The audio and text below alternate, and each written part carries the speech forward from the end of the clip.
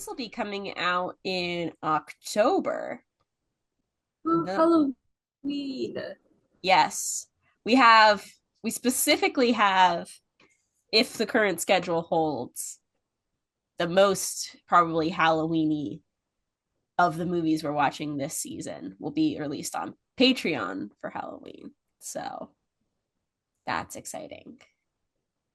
Yeah, that one we'll be recording next week, but that's Yes. also kind of a hint at to what it might be since it Yeah. fits the Halloween vibe. The next one. Yeah. Oh, This one is Halloween-ish, kind how of. in like The costuming and pretending to outfits. be someone else? Yeah. Okay. Yeah, kind of, but also like the costuming, and I have a hot take Oh, with the costuming. A okay. positive one. It's Okay. positive. While we're still talking about Halloweeny time and before we get to the full proper movie, since it while we are recording this, it is currently August, but this will be releasing in October. I am hoping, predicting that I am doing very well with a psychotronic challenge because this year I will be attempting to watch a psychotronic movie every day of October as this part of the Scarecrow psychotronic challenge tradition. I do like those kinds of movies. I mean, psychotronic, it's like, sci-fi, horror, fantasy, kind of anything kind of speculative fiction and out there. And that is kind of that's the main genre stuff I watch anyway. So it's the genre isn't a challenge for me. It's the watching every single day that is a it'll be a bit of a challenge. But Yeah. and they're also always like themed prompts too. So I'm excited, nervous, not nervous, but just like anticipating it, already preparing. I also have a plan for what my Halloween costume is going to be this year, which I know August, maybe that's early for I some people, still I but still don't know what I'm gonna do. ooh, you have good Like it should costumes. be yeah, and it should be fun since I'm like back here for Yeah. Halloween. But I have no idea what I'm gonna do yet. So Halloween, not in a And scary, speaking spooky about way, body tea, but bodies in a sensy, sexual way. Um, in a body tea, what are we talking about today, Fabiola? today we're talking about Girl Six, directed by Spike Lee from 1996 Do you and want to written by know Susan Laurie Parker. something embarrassing about me? This was the first ever Spike Lee movie I've seen. Oh wow. Yep. Not I even do the right thing. I literally got it checked out from Scarecrow, so I'm gonna watch it this week. I've been meaning to watch. I mean, dude, I should have. It's look. There's a it's I have there's a lot of important films that cinema nerds are like you should watch this that I haven't seen, and it's not just I'm not watching Spike Lee stuff. The I It took me the longest time to watch The Godfather, and I only like have still only seen just I the still first haven't one. watched The Godfather, but I've Yeah, watched The Borgias, and that's kind of the same thing. but That's a yeah. history joke. So Spike Lee, Girl Six. I mean, this is one of those. I actually am kind of okay. I'm going to step back. How do I reword this? This is a film that I was actually familiar with in like an analytical, like kind of like film criticism theory sense because I have read some of, well, listened to on audiobook. Not, I didn't finish it because my library loan lapsed, but Reel to Reel by Bell Hooks. And one of the chapters was on the Girl Six. So I was like, oh, I kind of remember like hearing like that discussion of that film about like from a perspective of gender and sex and race. So I don't think I had ever heard anyone talk about this film for like camp reasons, though. I mean, I think Lee, like his stuff is very stylized, so it makes sense to Yeah. cover him from a camp perspective. But I'm curious what specifically inspired you to pick out this film, and what yeah, I guess what what context are you bringing? Because it's not like you were just like suggested this film because you knew I didn't haven't seen any Spike Lee. So what? So I just like seen it around on Letterboxd and on Instagram. I feel like the main thing that I think people will be familiar with is the image of Naomi Campbell wearing the model suck t-shirt. Mm, yeah, Like that is kind of everywhere, but that's where that's from. That that still is from Girl Six. yeah, It was also like kind of talked about as like an underrated Spike Lee as well, which I thought would be cool to cover. yeah. And I also read the Bell Hooks chapter, and I also watched a clip from a video thing, documentary video essay thing that she did in in the 90s that also talks a bit about girl sex, but it's different from the reel to reel piece. oh, okay. Yeah, I think she has, from my understanding, like she was very critical of, not very critical, but she was critical of Spike Lee's films, I think specifically The Girl's Gotta Have It. Is it The Girl Gotta Have It? Or is it The Girl That Girl Gotta Have I can't remember the exact title. She's gotta have it. She's Gotta Have It. She's gotta have it. I think I'm getting confused because The Girl Can't Help It, which was the film that the Jane Mansfield that we discussed. Anyway, She's Gotta Have It. We already So did that one. yeah. Anyway, it makes sense that Hooks would discuss a film in multiple different contexts and multiple different times and kind of, have different things to say about it. Should we say who Bell Hooks is if someone doesn't know who Bell Hooks is? Because there are potentially people who might, I hope there are people who listen to this and they know who Bell Hooks is, but I mean, yeah. uh I mean, Bell Hooks is a film critic, scholar, also just like writer, activist. Is that a right word for her? I mean, she wrote so much, and from a lot of, I mean, she wrote like, General cultural theorist. yeah, and like from always like analyzing kind of, race and gender and love and sex. And she's one of those um writers that when I, had to read stuff from her in school, feels like felt much more approachable. Like her style of writing is like, yes, it's like a cultural critique and it's Yeah. like full of a lot of like theory, but like writes in a way that feels more personable, I guess, if that's a good word. There's just something a little like, Yeah.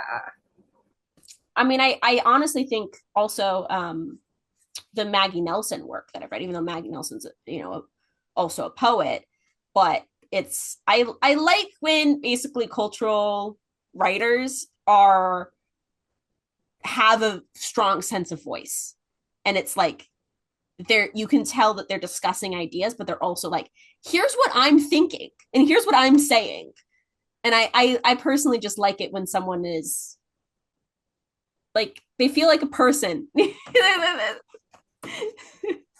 There's Yeah. plenty of theory that you can read and you're like, oh my god, it's the stuffy like textbook, like what people they can't connect a theory because it's like doesn't seem to have much energy to it. That's my little ramble about bell hooks. Yeah. Yeah, and like her thoughts on Girl Six, like they do feel like they come from an actual person in the sense that like they're very informed by her own opinion. Mm-hmm. Like both the the text and reel to reel and the clip touch on how like she thinks that like this is the good one of the Spike Lee movies about women. Yeah. Oh, like she identified as queer too, right? Yeah, okay, right. I'm skimming I her. think so.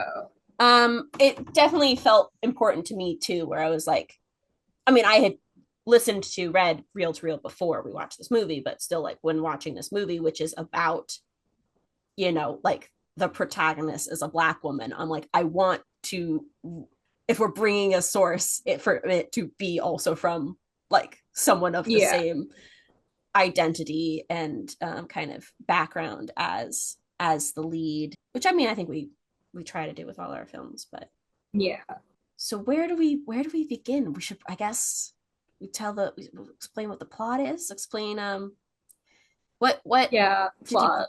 bring other is there important production history we should know for this movie? I mean, it's I gathered from the Bell Hooks piece that was like, It like didn't really take note of like production history, but I did like watch a video essay that did list a lot of like the production heads, like the hmm, costume designer, cinematography.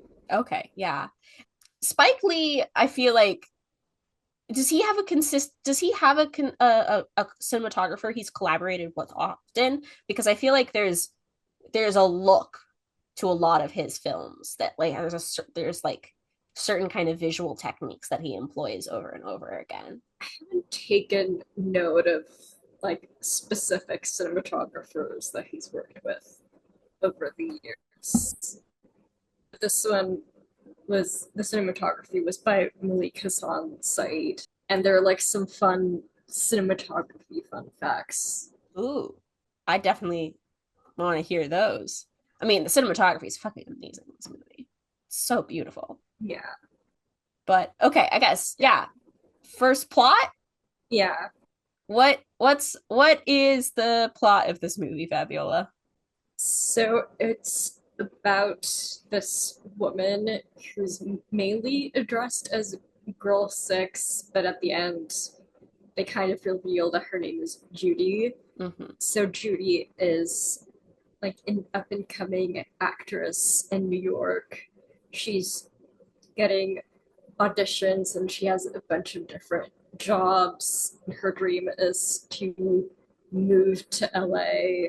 And in the string of jobs and trying to find good money, she interviews for a phone sex line. And it's a whole kind of acting journey for her in a way, as well as being a good source of money for her because that she was like with her experience, so she like is able to save up to go to LA in the end.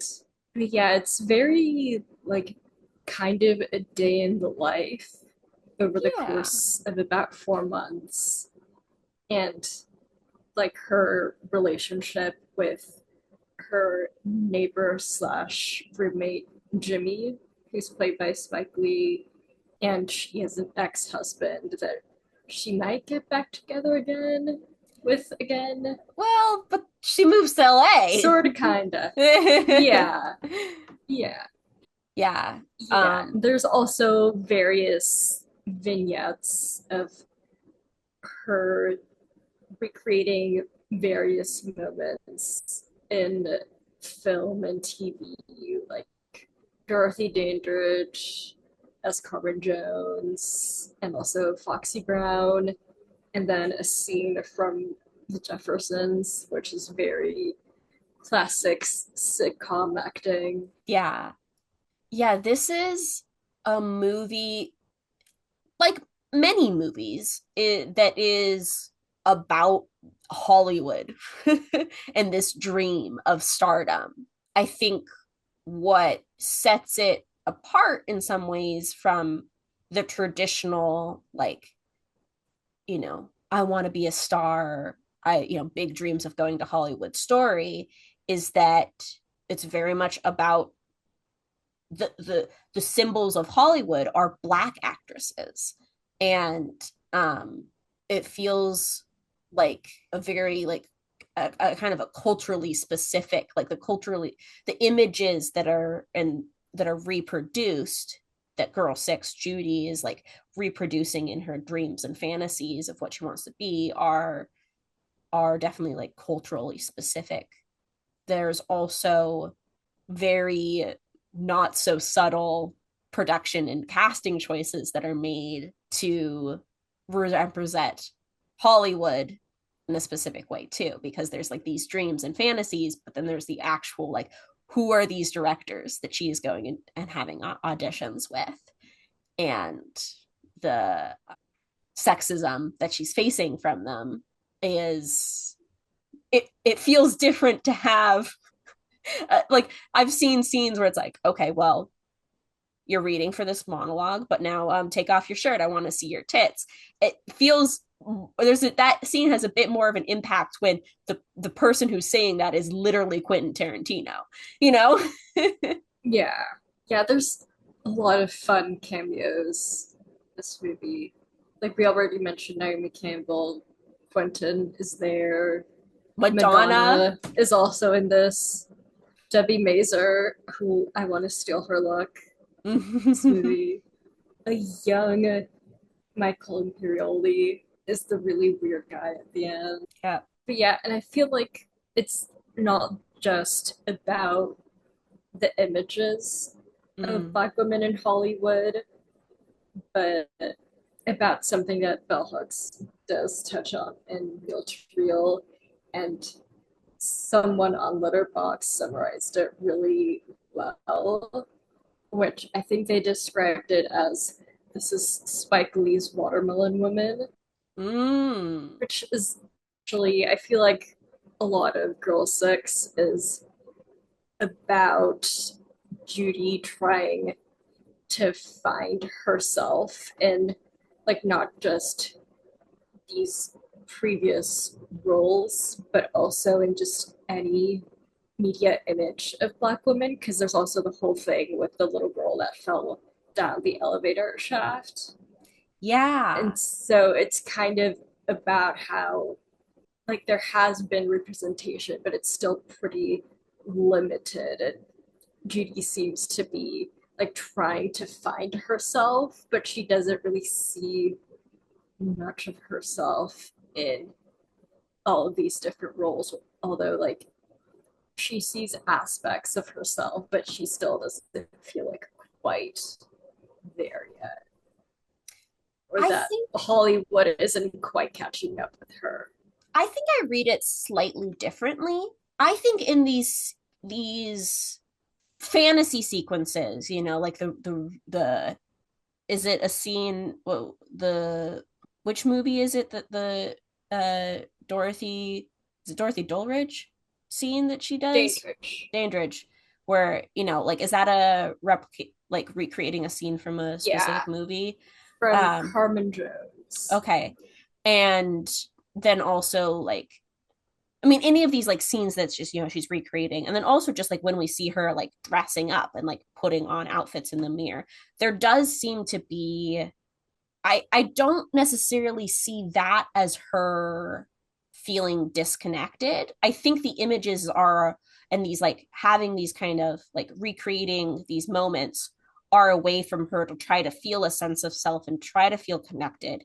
It's that that's kind of the only, like, she has to create those moments for herself. Those moments are, that's not, she's not being cast in roles like that. Those aren't the kind of fantasies she's being asked to explore in her role as, a phone sex operator. Like, she, and yes, I do think it's not fully fulfilling. She's not she is Judy. She, we by the end, like we know who she is. She is this, she wants to be her own actress, her own, person. But I think I read it, these like fantasies and stuff is slightly more, maybe not empowering isn't the right word, but they're moments of exploration. Yeah, Um, I do think it's both of those things. And I think it's also really telling how she seems to have a wider area to explore with her phone sex characters because they specifically tell her that she can be any race. Like, not necessarily any race, that they like instruct the women that unless the color specifies you are white and white yeah. is the default, but it also kind of really expands Judy's idea of the kinds of roles she can play. Mm, that's interesting. I don't, again, I'm not quite sure. Here's the thing. The first the film starts with her in this audition, right? With QT, and it's Quentin Quentin Tarantino. Tarantino. Yeah. And he like has this like little monologue where it's like, no, listen to me. Like, I want to make the best Yeah. big African American movie. And I need a like powerful star, but take off your shirt. You need to be sexy. Like that is like that's what we're seeing her, the role that she's forced into.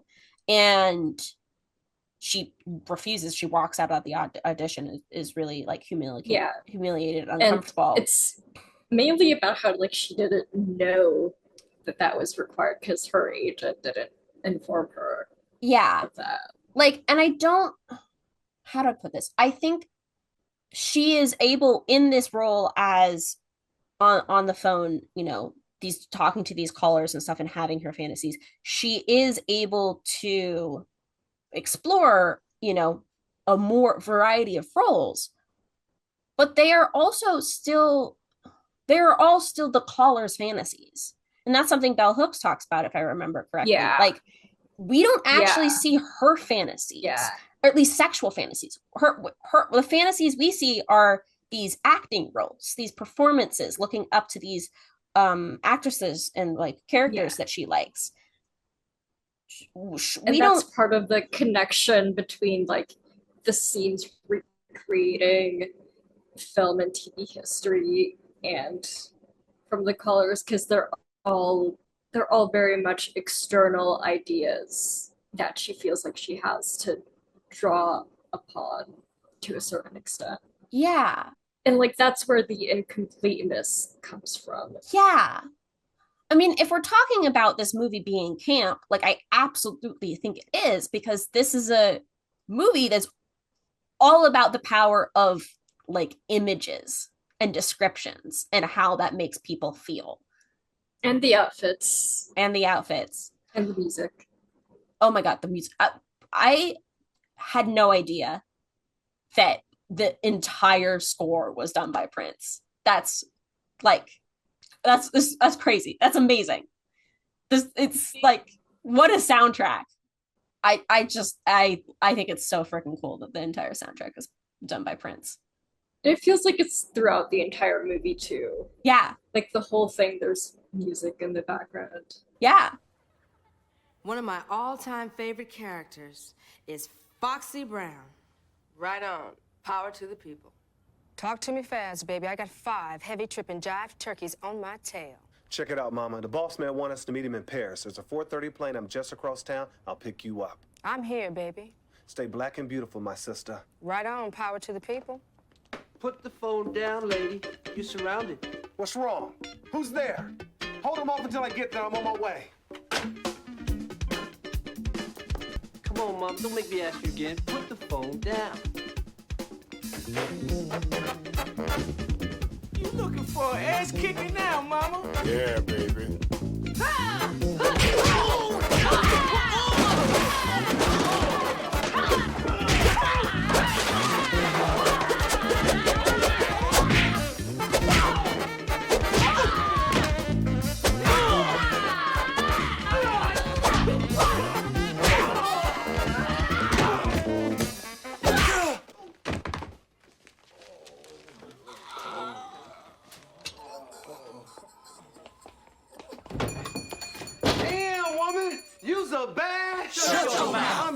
talking about my sister. Can you dig it?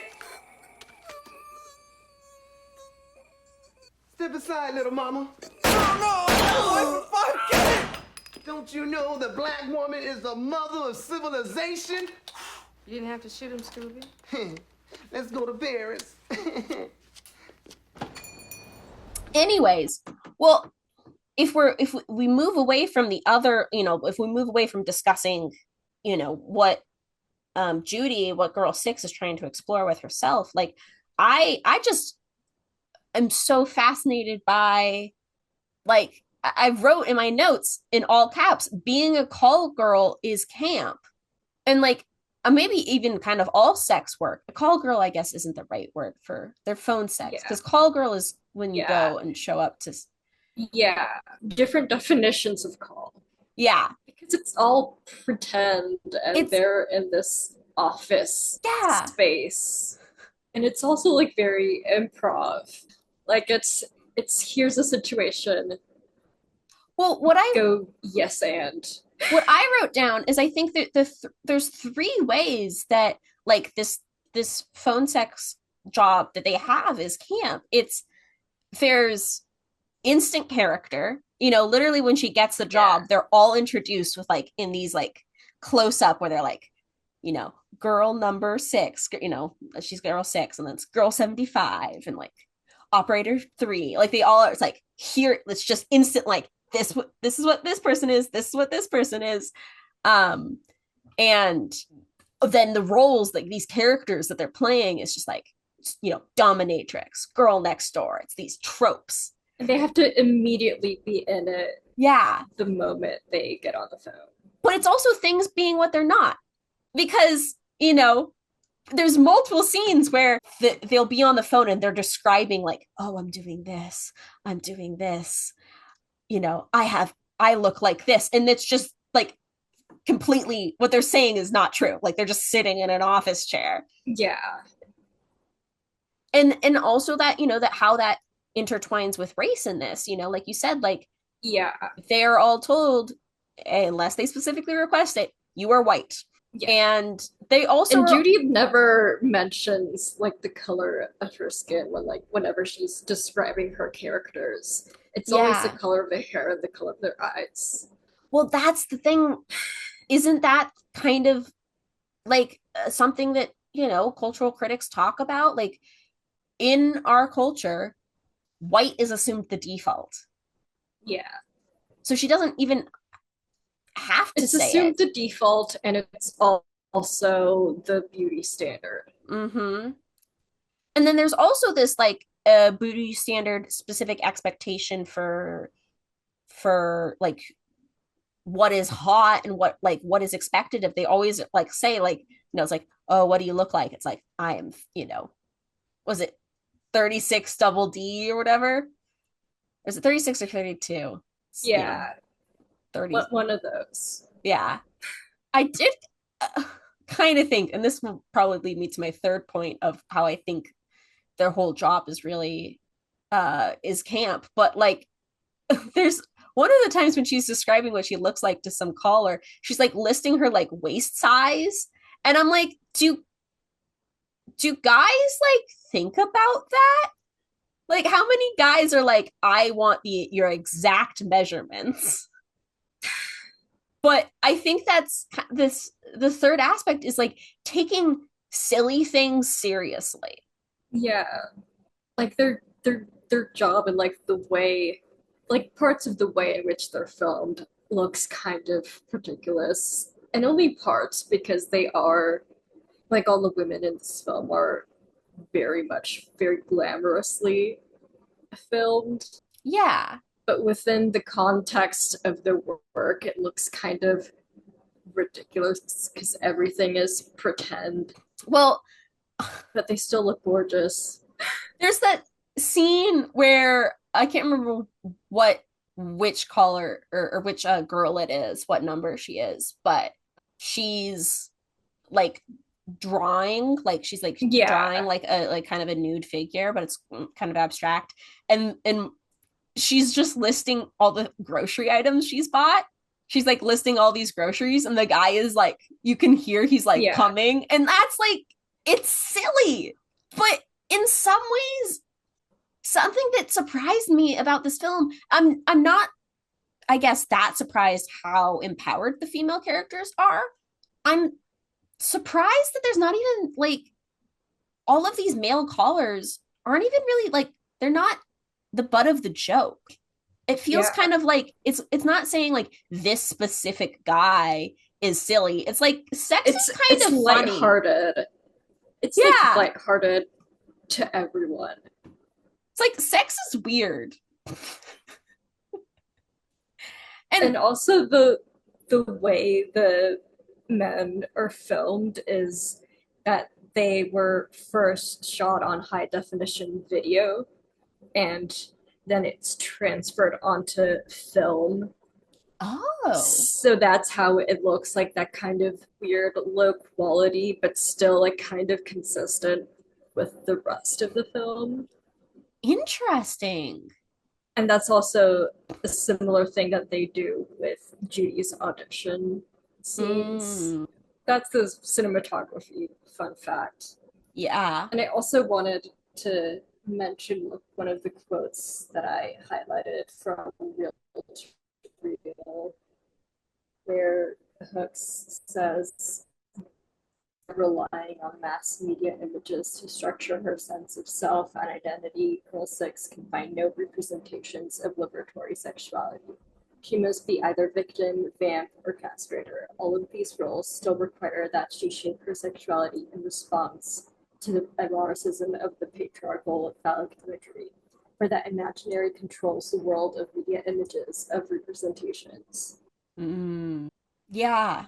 And like that's where the incompleteness watermelon woman comparison comes from. Yeah. And I mean, it's, I feel like the film does a good job at making it clear that like this role that she has, it's a job, you know. Also, one of the best bosses I've ever seen in a movie. Like her boss is like really chill and also supportive and is like, hey, you're burning yourself out, you need to take a break. And she doesn't take that advice, but like, cool, like a cool boss. Yeah, and like whenever there's like tension with her and Jimmy, it's mainly about how she's being a workaholic. Yeah, and that's the thing that I think is interesting, is that as the movie goes on, she's like basically taking on more and more. She like, you know, she has this break that she takes from the main like office, the office where she has her little cubicle and she answers calls to like do like work for someone else, who's this other boss, Madonna. Yeah. And she'll take calls at home, and she's like, it feels to me as like like emotional conflict is like she's becoming kind of disconnected from her sense of self.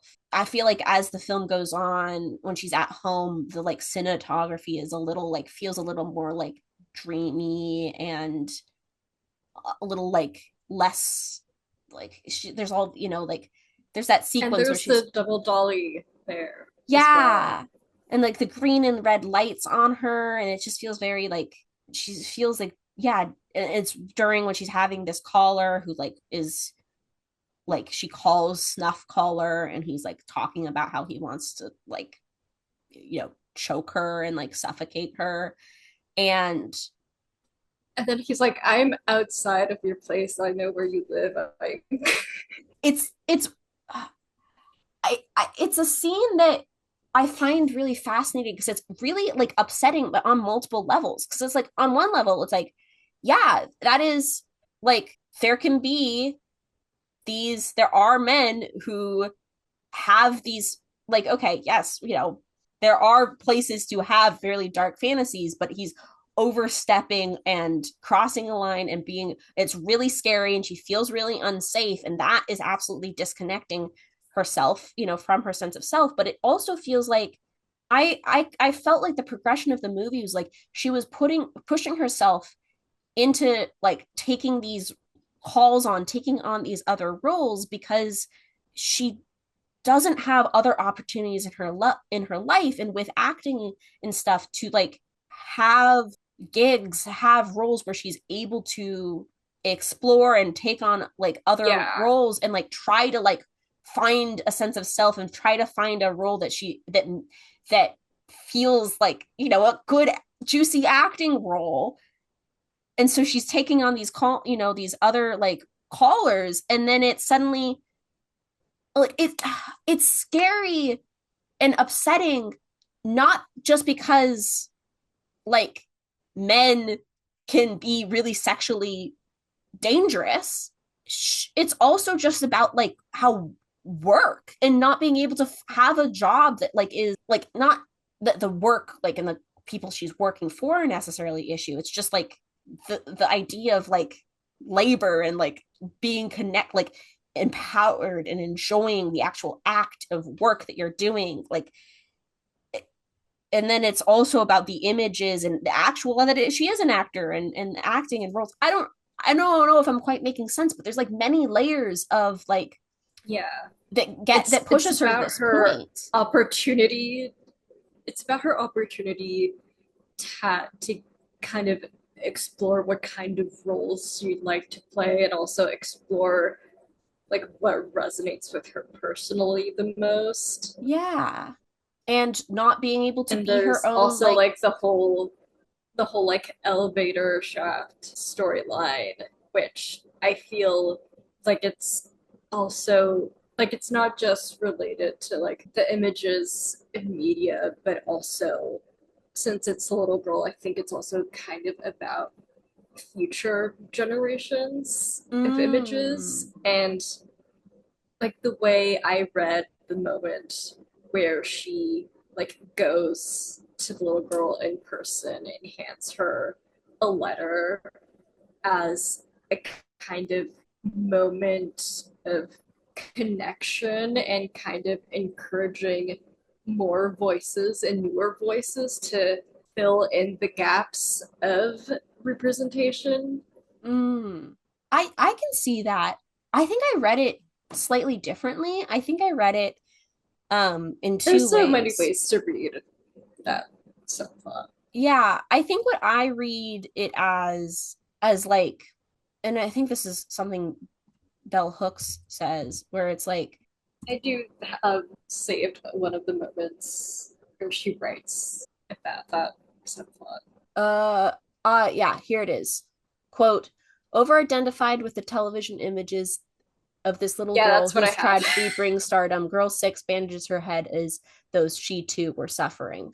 I was kind of reading it as there's all these different ways to try to have like success and be famous and be in the public eye, and she's trying to go Yeah. fathom ways of being an actor. But it's like, what if it's like for this there's this other way, and there's this other way to kind of get that attention is like have this tragedy befall you.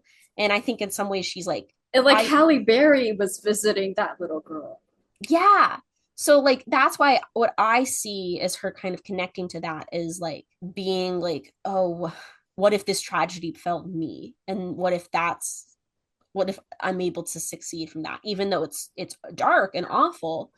And so then I see this, I And read the scene. Quentin mentions Halle Berry like in the first audition scene as like kind of an example of what he's looking for. Yeah. But so I read the scene of Judy going to this little girl who I think is named Angela. Yeah. She and like giving the money.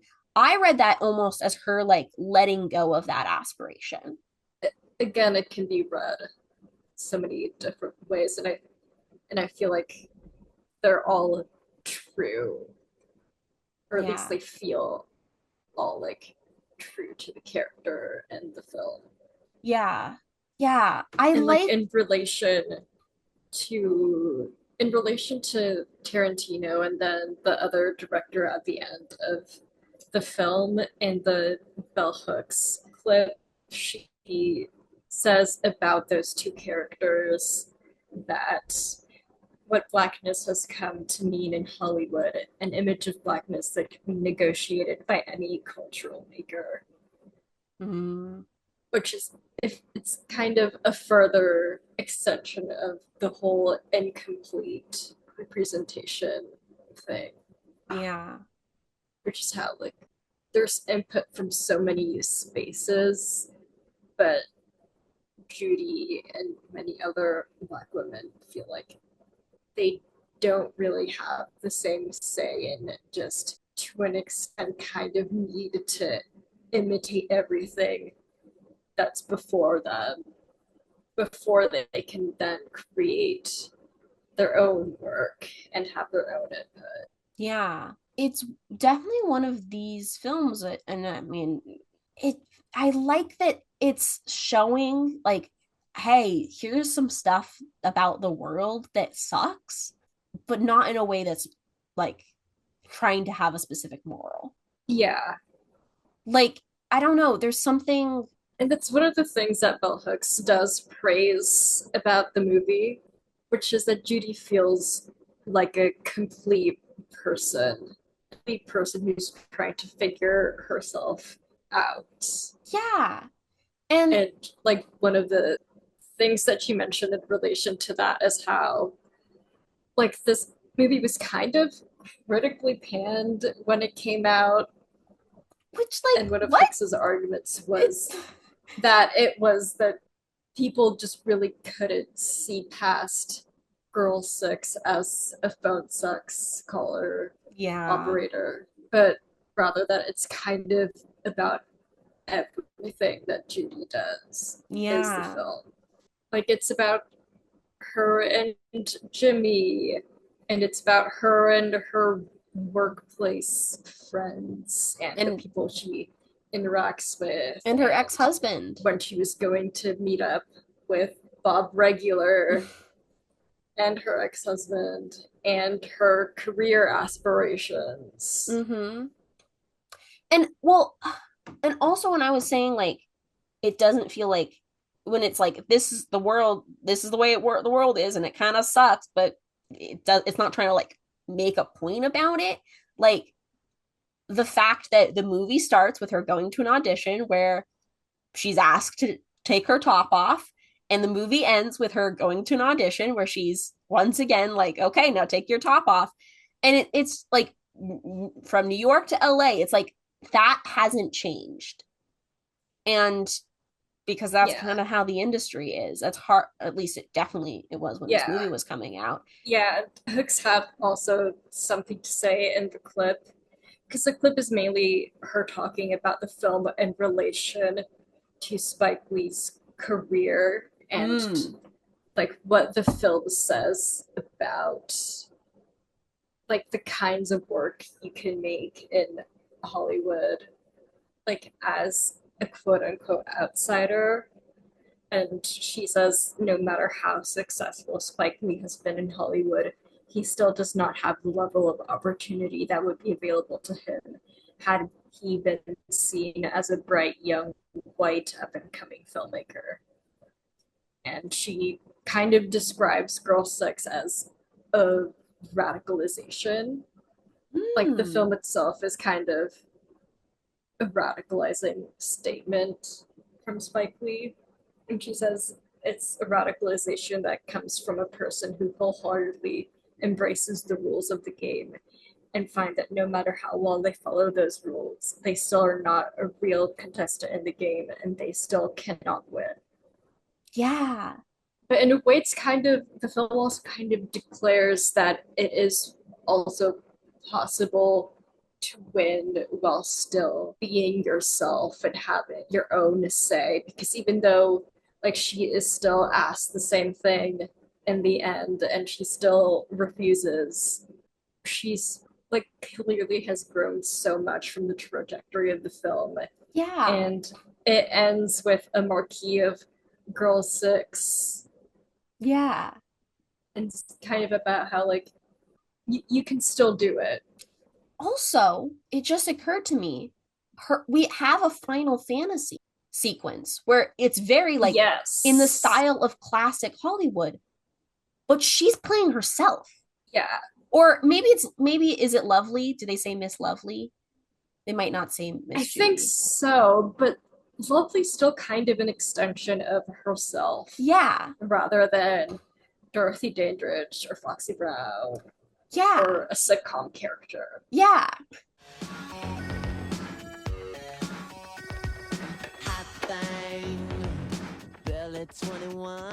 If you do decide to accept this mission, you must realize that your own private line is essential.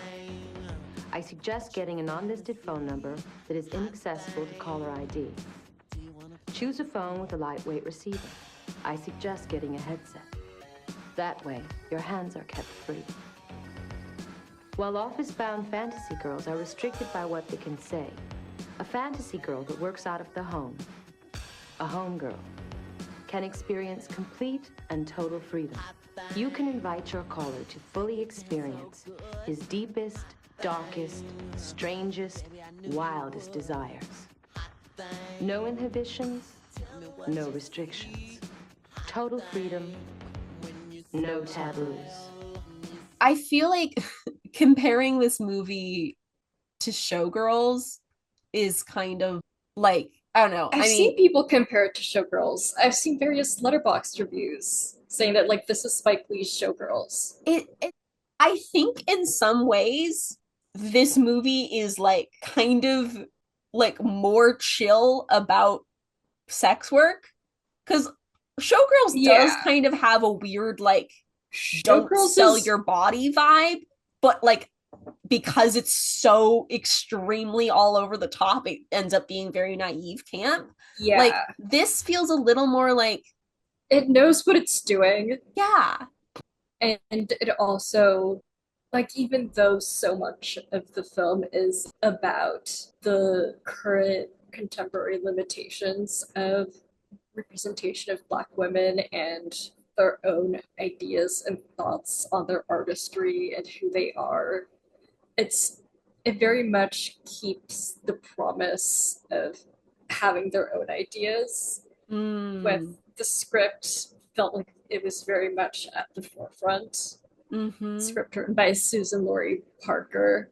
Like with that, it just feels very honest and like very explicitly points out, like that there's like it's incomplete. The canon is incomplete, and in a way, this script and this film is filling some of the gaps.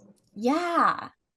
I think it also just ends up being like, as someone who had like quit their job because was feeling really like that job was just making me so unhappy, and I was like, I want to work a job where I'm like, I feel like I'm my own person. I think in that way, like this movie also really like felt really like it got to me in some ways of just like how she kind of Judy like kind of loses herself a bit, and it's like you want to live, and you want to have like part of living is having like doing something that you enjoy, but you shouldn't have to work to live, you know? Yeah. Again, I feel like I'm sounding like a broken record with this point, but the film is kind of about how, like, if you're looking for who you truly are and to express who you truly are, while not really having a very good idea as to who you are, and then the only thing that you have is your work, then you become the work and you have to find a way to compartmentalize. Yeah. Because that's a really good articulation of it, because like there's some lines and stuff that I was kind of was like musing over, like the fact that her colleagues are like, hey, like you should be doing something else when you're on your calls, like you don't want to be like, and she's like, well, no, I'm just like in it, I'm focused, and they're like, okay, well, don't get like too focused on it.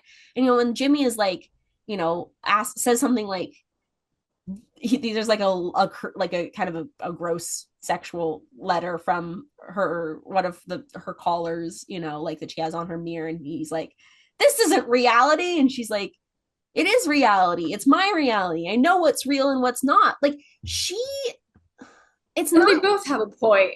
they both have It's a point. real, but it's not real. Well, and I think the thing to me that I was like, I think in a less smart film, it would make her all about, like, she's genuinely like sexually like interested in these men, and she's trying to have a relationship. And there's a little bit of that with like Bob Regular, but it's more so that like it's not like she's confusing like these sexy conversations with actual sex. She understands that she fully sees them as acting exercises. Yeah.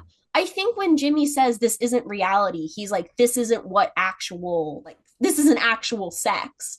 And she's not, I don't think she's saying like this is actually sex, but she's saying like this is something that she's taking seriously. And it's because she's like she's made her job everything. She's made the work like all that she knows and all that is consuming her. And I think that's also why when that one like creepy caller, that it really gets to her, not just because he's being so freaking creepy and upsetting, but like doesn't he say like he's like trying to be like, you're not being real, you're performing with me, don't perform. And yeah, on top of a whole bunch of other threats. Yeah. And I think that is honestly, I kind of see like that's what cuts deepest for her, is that it's like, oh, this is me, like this is this I've it is all acting, and she's enjoying that it's acting, but it's like, oh, this is at a certain point like people can tell that, and it's, I don't know, it's I'm having a hard time kind of articulating, but like it's kind of camp as well. Yeah. And I'm also like trying to get on the outfits point. Yeah. Because like they're all so heavily informed by who she's playing and what her mindset is. Like, if anything, the outfits are a narrator. They're an outside reflection of her own feelings. And they're also all really good outfits. And my hot take is that I think this might have better costuming for the mid-90s than Clueless. No, say that. I'm into that as a hot take. Yeah. The costuming by Sandra Hernandez is better than the costuming in Clueless. Like, it's like not even just the outfits, it's the whole look. Like all the looks, all the makeup, all the hair. It's crazy. Yeah. I love the wigs. There's so many. And they're all good. They're all good. Any film that someone's wearing, red bob. That one's cute. I like the like blonde. It's not. Is it a? It's like, I guess it's like silver, blondish. It's like it's like a silver blonde. I'm trying to figure out what kind of cut it is, because it's longer than a pixie, but it's not like a bob. It's kind of like a just kind of around. Oh, but that one's like one of those 90s haircuts. Yeah, that stayed in the 90s. Oh, it's so cute. All the suits. Yeah. She wears a lot of suits. Yeah. In her office era. Yeah. And also the outfit she's wearing when she first meets Madonna is like this schoolgirl kind of Molly American Girl doll. Yeah. Moment. I just remember, which is like, she never wears anything like it in the rest of the film, but it's basically there to highlight just how in completely different spaces she and Madonna are. Yeah. Because Madonna's like in a suit, full glam, leopard print jacket, a little dog. Yeah.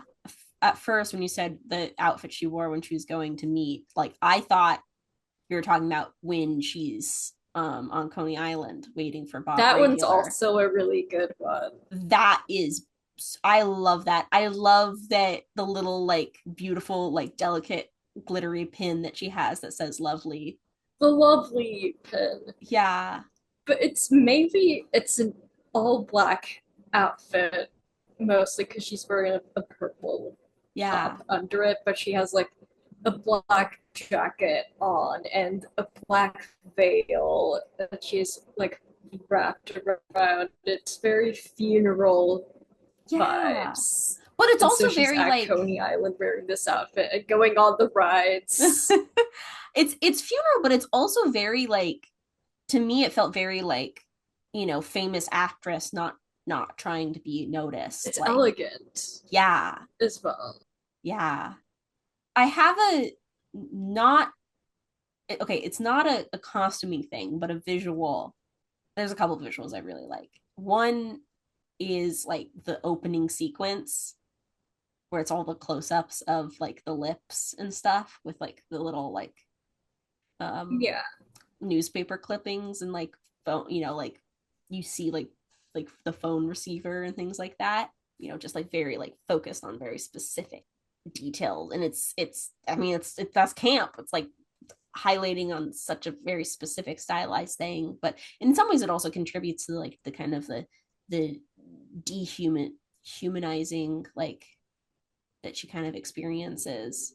But I also love the it's not the last scene, but before she goes to LA where she like has that kiss with her Yes, ex-husband. I know what you're. And there's all Yes. of these like phones that are like rotary phones, you know, like home phones, It's because the old rotary phones, and they're colorful. and they're falling from the sky. Like it's so Yeah, what a cool shot.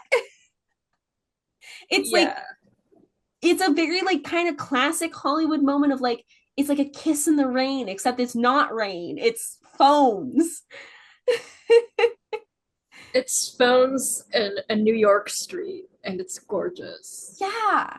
And also how, like, I love how glamorously shot the office is. Like, it very much looks like a music video, but it's like an office setting. Yeah.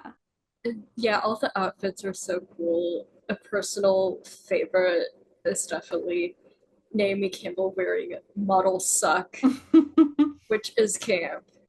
And also like that whole look, like the t-shirt with gold hoops and the ponytail and bangs. What Like it's so good. It's so good.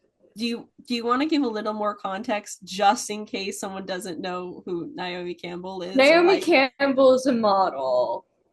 And like And she was like a huge model at the time of this movie filming. Because and they put her in a t-shirt that just says models suck. Yeah. I think I have a feeling. Do you have any other notable outfits or looks that we haven't mentioned? I can't think of anything else that is like costuming, visual stuff.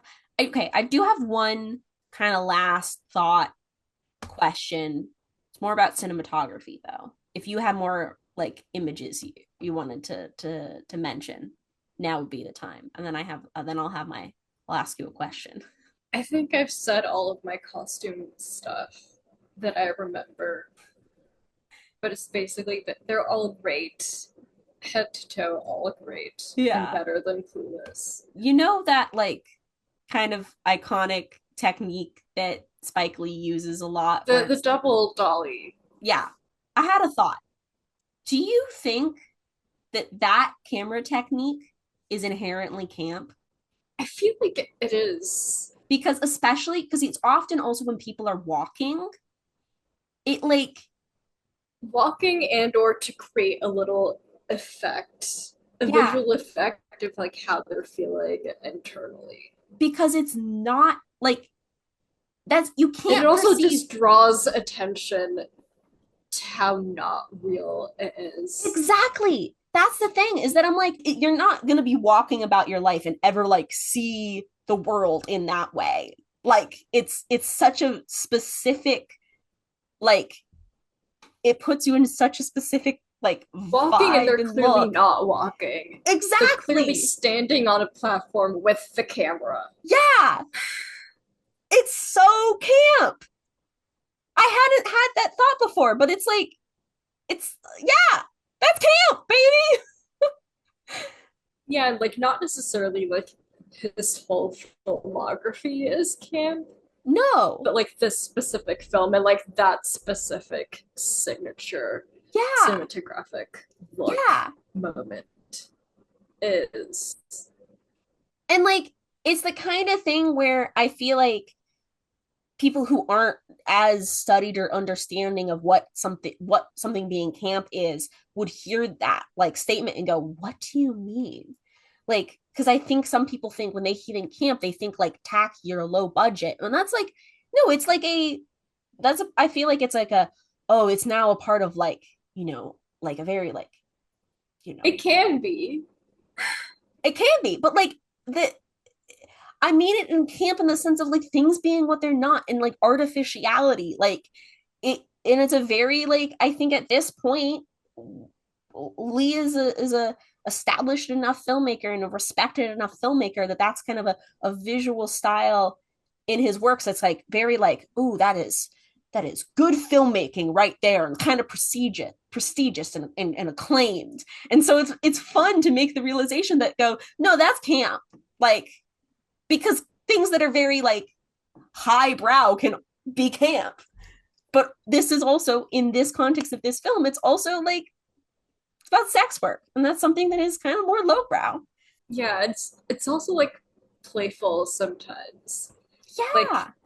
one of the times that it's utilized in Black Klansman, it's also like in a moment that clearly draws from 70s blaxploitation film, and it's kind of just like a fun iconography moment as Yeah. well in it.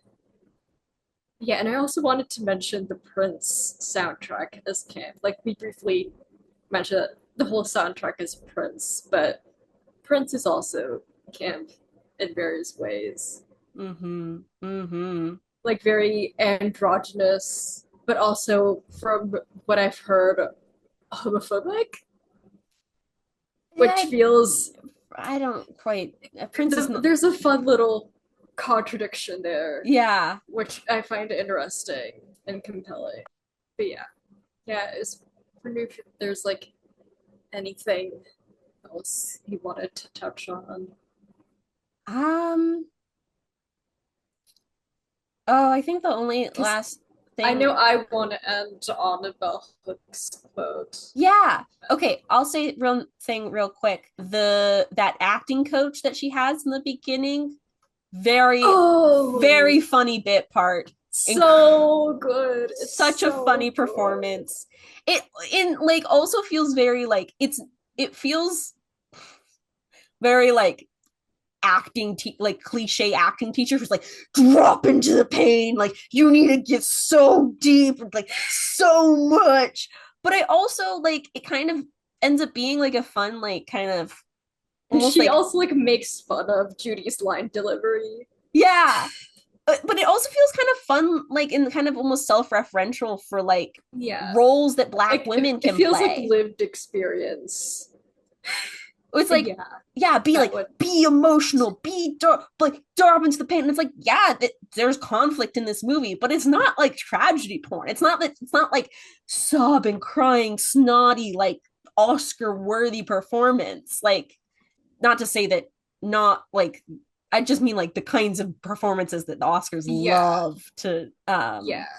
but it's also just such a funny little like little like bit character who never Yeah. shows up again. Yeah. It feels like someone had that a similar experience. I was like, I need to put this in the movie. Yeah. So what I kind of wanted to end on was I think it's the ending of Bell Hook's piece on Real to Real. And I like took a screenshot of this whole paragraph. Yeah, read it. But it says The temptation to see Girl 6 is only about the way men sexually exploit female bodies in the sex and movie industries must be resisted if we are to embrace the artistry and vision of the film. Spike Lee gives us new cinematic terrain with this movie, reminding us that resistance is vital if we want to see Hollywood change its ways between race, sex, and class. Girl 6 resists. Drusilla Cornell, another person she previously quoted in the piece, reminds us that women are still struggling to create a space where our sexuality and our sexual voices can speak freely, where female sexual identity and performance can be represented in their diversity and difference. That space has to be imagined and created by both progressive, visionary women and men, affirming our need to make this cultural journey, she writes. There's space for the woman with glory in her heart as long as we insist that we are already dwelling in it. We must make that dwelling to being as a place for us to be differently, to be beyond accommodation. This is the cultural space Judy longs for, a world where she will not have to accommodate the desires of others. Spike Lee's Girl 6 gives us a glimpse of glory. Don't look the other way. Yeah. I don't think we mentioned the chapter is called Good Girls Look the Other Way. So yeah, don't look the other way. Yeah. And that kind of this section really sums up what makes this movie so good and also camp. Yeah. Oh, the movie's also on archive.org, so yeah! Go watch it for free. Go watch a movie that imagines complex roles for women and a step forward for imagining a complexity of sexual fantasies and desires, and a further step in the quote-unquote canon. Hell yeah. Thank you to our patrons, Jose Liaño, Joshua, Marcus Gorman, and Pericles Kaspari. Thank you to everyone who's been a guest on this show. This episode was edited by Fabiola Liaño. Our theme music is by Harrison Lurie. I've been Saffron Hefta-Gaub. You can find me everywhere at Gaub Hefta. I've been Fabiola Liaño. You can find me on Instagram at Fabiola the Gremlin and on Twitter at Fabiola_Liaño. The podcast, It's Giving Camp, on Instagram at It's Giving Camp Pod and on Twitter at Giving Camp Pod. It really helps us out if you're able to give us a rating or review. Be sure to support our Patreon.